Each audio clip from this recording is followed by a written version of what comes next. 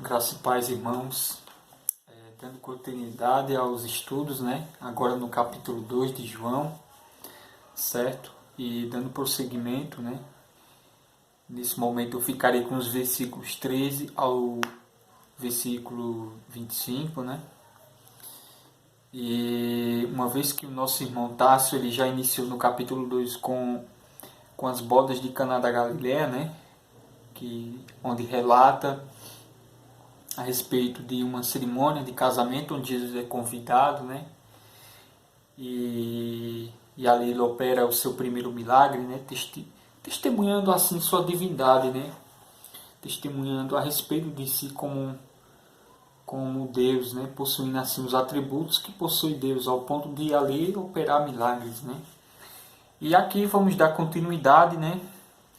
Onde se trabalha a questão do templo, né? Onde Jesus purifica o templo, né? E aqui nós vamos entender o que significa isso, o que quer dizer isso, né? Esse é um capítulo, pelo que vocês podem ver, um pouco menor do que o primeiro, né?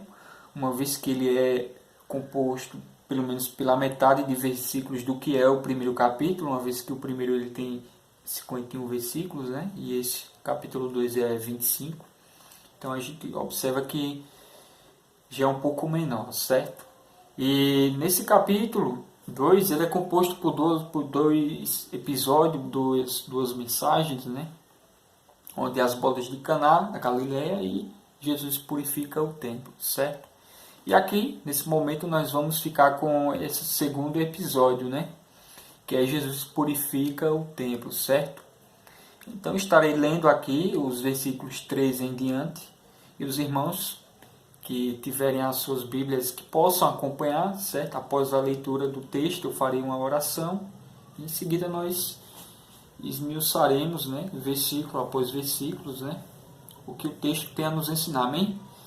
Pois bem, estando próximo à Páscoa dos judeus, subiu Jesus para Jerusalém e encontrou no templo os que vendiam bois e ovelhas e pombas e também cambistas assentados. Tendo feito uma azorrague de cordas, expulsou todos do templo, bem como as ovelhas e bois, e derramou pelo chão o dinheiro dos cambistas, virou as mesas, e disse aos que vendiam as pombas: Tirai daqui estas coisas, não façai da casa do meu pai casa de negócio. Lembraram-se, pois, os discípulos do que está escrito: o zelo da tua casa me consumirá. Perguntaram-lhe, pois, os judeus: Que sinal nos mostras para fazeres estas coisas? Jesus lhe respondeu: Destruí este santuário e em 3 dias o reconstruirei. Replicaram-lhe os judeus em 46 anos. Replicaram Judas: Em 46 anos foi edificado este santuário, e tu em 3 dias o levantarás? Ele, porém, se referia ao santuário do seu corpo. Quando, pois, Jesus ressuscitou dentre os mortos, lembraram-se os seus discípulos do que ele dissera isto, e creram nas Escrituras e na palavra de Jesus. Estando ele em Jerusalém durante a festa da Páscoa, muitos, vendo os sinais que ele fazia, creram no seu nome. Mas o próprio Jesus não se confiava a eles, porque os conhecia a todos e não precisava de que alguém lhe desse testemunho a respeito do homem, porque ele mesmo sabia o que era a natureza humana. Amém? Orem, irmãos. Senhor, concede nesta oportunidade que aqui estamos estudando Tua Palavra, graças, Senhor, para podermos entender o significado da Tua Palavra e o que ela pode nos ensinar para nossas vidas, Senhor. Ajuda-nos a entender isso e ajuda-nos principalmente a aplicar em nossas vidas, ao ponto que essa aplicação ela reverbere na vida das pessoas que nos assistem, para que elas vejam o testemunho do poder do Teu Evangelho em nossas vidas, Senhor. Nos ajuda neste momento, em nome de Jesus. Amém. Pois bem, irmãos, então, como já havia dito, né, esse texto é uma continuação, certo? E aqui, propriamente dito, nós vamos trabalhar a questão de Jesus purifica o templo, certo?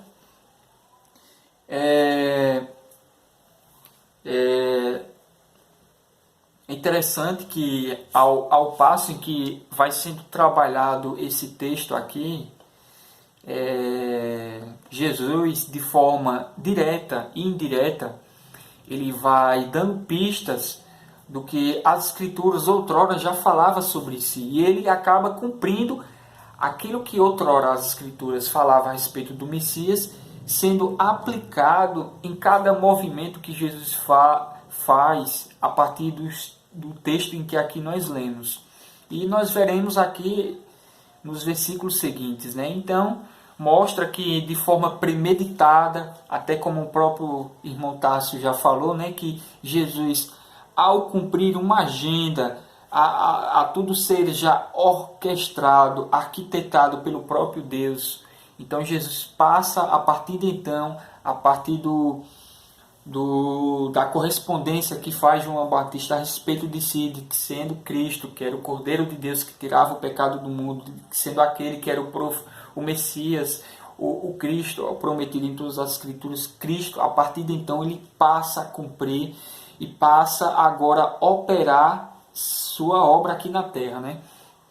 Então, é interessante que aqui os versículos que nós lemos narra de forma clara que Jesus, ele, perto de celebrar a Páscoa ali, uma vez que ele está lá em Cafarnaum, né, onde mostra aqui no versículo 2, certo? Que está ele, sua mãe, seus irmãos e seus discípulos, né? E não ficaram ali por muito tempo, né?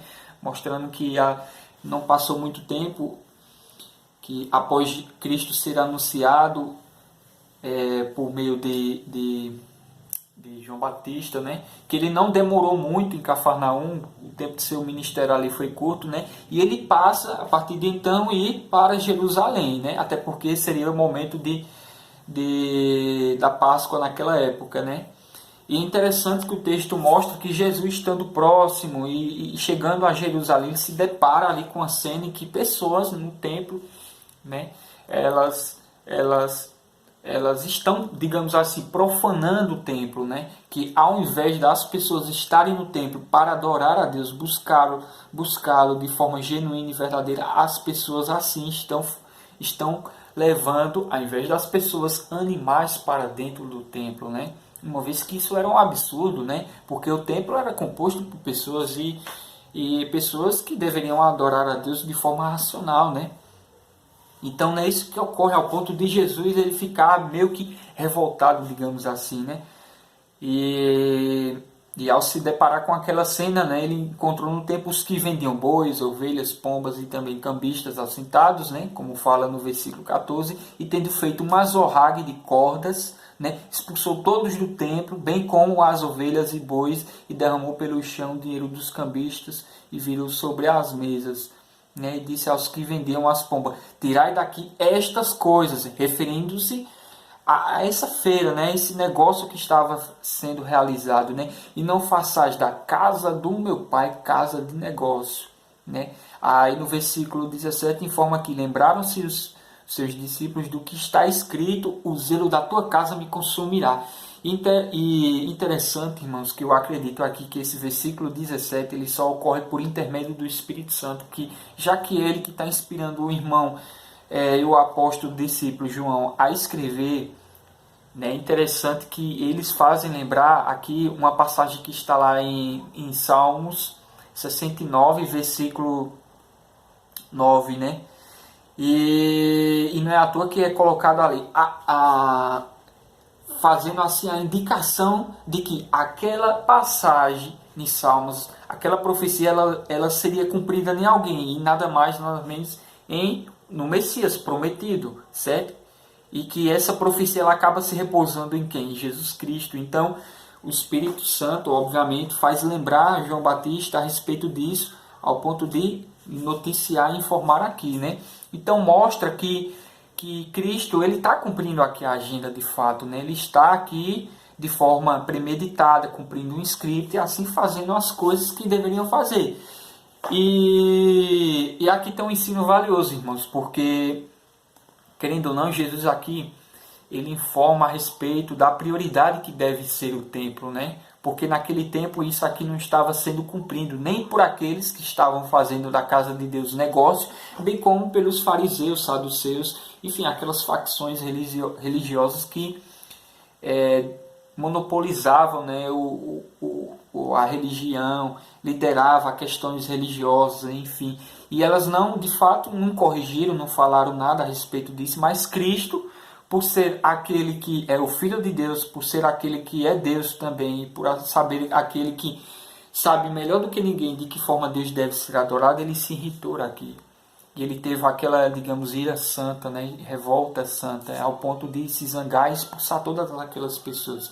E aqui, com isso, ele mostra qual deve ser a prioridade do templo, né? Qual deve ser a prioridade, digamos assim, para os nossos dias, a prioridade da igreja, né?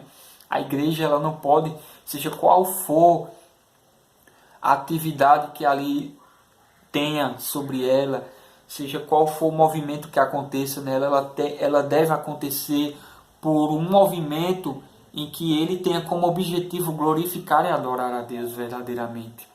E não fazer um movimento por fazê-lo, onde ele se torne um fim em si mesmo. Infelizmente, irmãos, hoje em nossas igrejas, em muitos lugares, isso ocorre. Né? Da mesma forma que isso ocorreu, essa profanação ocorre nos dias de hoje. Quantas pessoas usam um movimento, uma atividade, um projeto legítimo, né? Mas que esse projeto, essa atividade, esse movimento, ele acaba se tornando um fim em si mesmo, né? Ao ponto de isso, ao invés desse movimento levar as pessoas até Deus, esse movimento se torna um fim em si mesmo, somente de arrecadar dinheiro, somente de ganhar status, somente de ganhar aclamação das pessoas, né? Ao ponto de Deus ser esquecido nesses movimentos, ao ponto de Deus não ser adorado e glorificado, né? Então, querendo ou não, isso ocorre, porque aquelas pessoas, veja, elas usavam daquele sistema sacrificial que ocorria outrora lá no Antigo Testamento, como tomar bois, né, pombos, etc., entre outros animais, como meios de sacrifício para apaziguar e para remir aqueles pecados que as pessoas tinham feitos, né? E por através desse sacrifício elas serem perdoadas pelos seus pecados, né? Observe que eles estão usando isso de legítimo para somente vender essas coisas. E eles fazem isso logo no lugar em que não deveria ocorrer, que era no lugar em que as pessoas deveriam adorar a Deus e glorificar. E é isso que ocorre, é por isso que Jesus ele se aborrece, ele se revolta, né, ao ponto de expulsar as pessoas e dizer: não façais da casa do meu pai casa de negócio. E é interessante, olha o detalhe, ele chama de Deus de meu pai. Então ele está trazendo para si aquela atenção privilegiada, aquela coisa específica, né, de que uma vez que Deus é o pai dele, logo ele é o filho, ele é o prometido, ele é o Messias das Escrituras, né? Então Jesus, querendo ou não, ele aqui já está bem dando indícios, né, de quem ele é quando ele faz isso. E é interessante, irmãos, observem que em nenhum momento as pessoas tentam reagir contra o Senhor, né? Como por exemplo esses cambistas, essas pessoas que vendiam, né? Mostrando que de alguma forma Jesus tinha uma autoridade, ao ponto das pessoas temerem o que ele estava fazendo ali. Exceto, claro, nos versículos posteriores, os fariseus, né? Que vão indagar eles, que é onde nós vamos chegar daqui a pouquinho. E no versículo 17 mostra: o zelo da tua casa me consumirá. É interessante que quando isso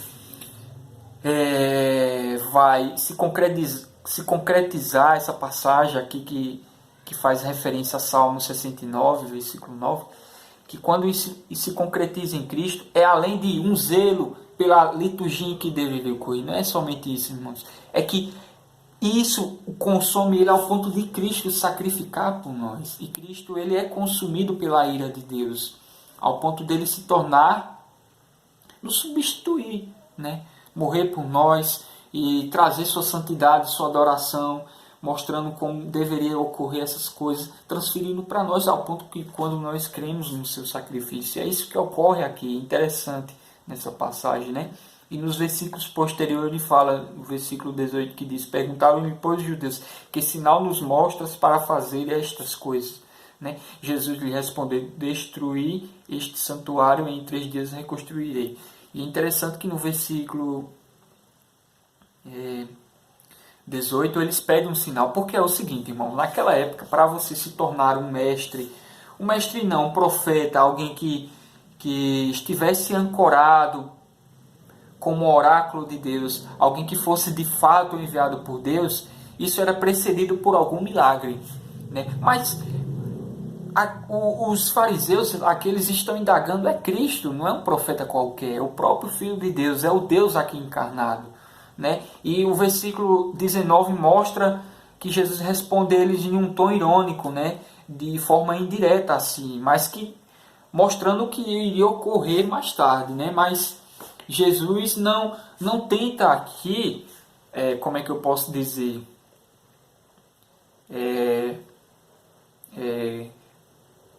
como é que eu posso dizer, fazer a vontade dos fariseus ali, que queriam um sinal a respeito de si. E Jesus não dá esse sinal. É interessante que a resposta que Jesus fala aqui, que destruir esse santuário, que logo após o João Batista ele explica a quem o que Jesus se referia, né? É interessante que quando ele responde dessa forma, ele não está correspondendo à vontade dos fariseus que queriam um sinal para que Jesus testificasse a respeito de si. E Jesus não dá esse sinal para eles. Mas antes Jesus responde com outro sinal que iria ocorrer futuramente. Né? Então Jesus aqui não faz a vontade dos fariseus, mas sim a sua, porque Jesus não veio para fazer a vontade do homem. Jesus não veio aqui para satisfazer as expectativas de algumas facções, de algumas seitas, mas Jesus veio para fazer a vontade de Deus. E o que Jesus estava fazendo era muito além do que os homens imaginavam, e de que até nós mesmos, se nós estivéssemos naquele tempo, nós imaginaríamos, certo? E interessante que o versículo 20, né, ele já responde, perdão, o versículo 20, que faz alusão ao 18, o 19 vai ser respondido pelo 21, né? O versículo 20 fala: em 46 anos foi edificado este santuário e tu em 3 dias levantarás, mostrando que eles não entenderam a resposta de Jesus. E eles não, por conta da cegueira religiosa que ele estava, por conta da dureza do coração que ele estava, ao ponto de não reconhecer o Messias que estava diante deles, pela resposta que eles deram, eles não entenderam nada do que Jesus falava. Né? E mostrando também que Jesus não quis que eles entendessem. Né? Mas o versículo 21 mostra que ele, porém, se referia ao santuário do seu corpo.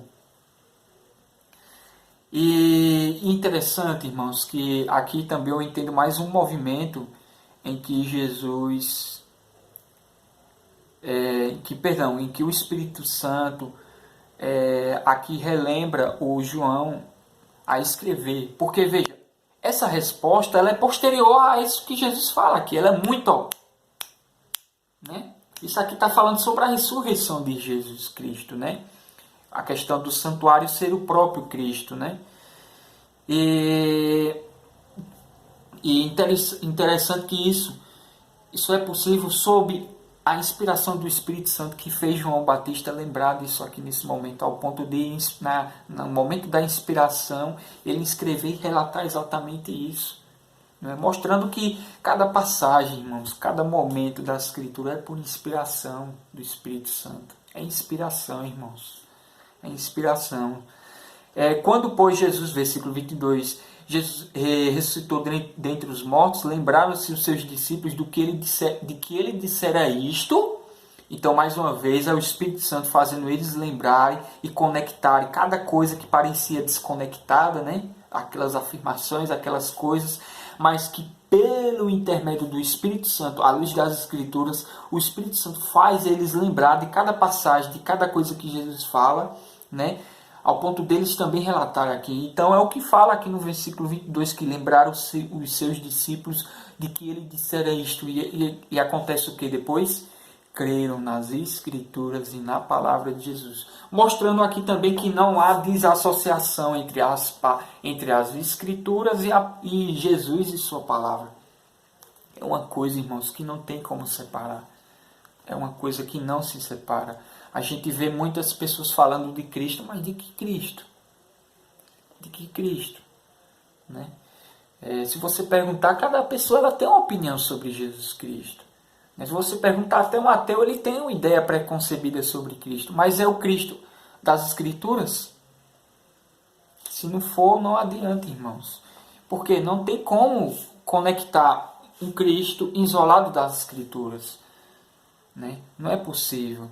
O Cristo que nós estamos lendo aqui, que nós estamos vendo, ele é cumprimento, né, de todas aquelas profecias que outrora Deus já havia prometido por meio dos profetas e que foram testificadas e escritas na palavra de Deus. Né? E ele vem para cumprir isso, porque toda a Escritura ela é inspirada por Deus. Toda. É Deus que inspira, é Deus que faz o registro dela, é Deus que faz com que as pessoas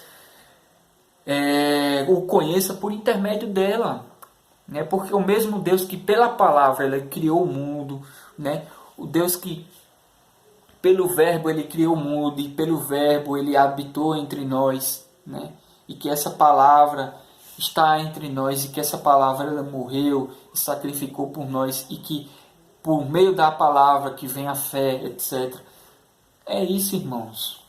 É por meio da palavra que nós temos acesso fidedigno a Cristo, ao Evangelho. E não tem como nós separarmos isso. E no versículo 23 diz: E estando ele em Jerusalém durante a festa da Páscoa, muitos vendo os sinais que ele fazia, creram no seu nome. E aqui, continuando, óbvio, os versículos 19, né? Já que o versículo 21 e 22, ele é uma explicação posterior do que ocorre aqui, nos versículos anteriores, que seria o 19, né? E o 23 dá prosseguimento, dizendo ele, estando ele em Jerusalém durante a festa da Páscoa, muitos vendo os sinais que ele fazia, creram no seu nome. Agora, interessante que vai se falar aqui, ó, mas o próprio Jesus não se confiava a eles, porque os conhecias a todos. E aqui, meus irmãos, mais uma vez está se trabalhando a questão da preexistência, presciência de Deus. Está se falando também os atributos de onisciência de Jesus Cristo. Está se falando da divindade de Jesus Cristo. Está falando que Jesus ele sonda o coração, porque só Deus ele pode sondar os segredos ocultos que estão guardados nos corações dos homens. E aqui mostra que Jesus de